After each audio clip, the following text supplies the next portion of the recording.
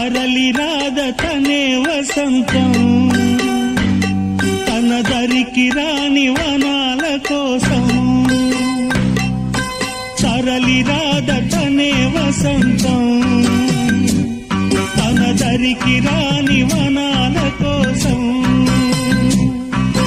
గగనాల దాకా అలసాగకుంటే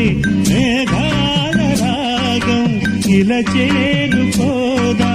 తరలి రాదతనే వసంతం తన దరికి రాని వనాల కోసం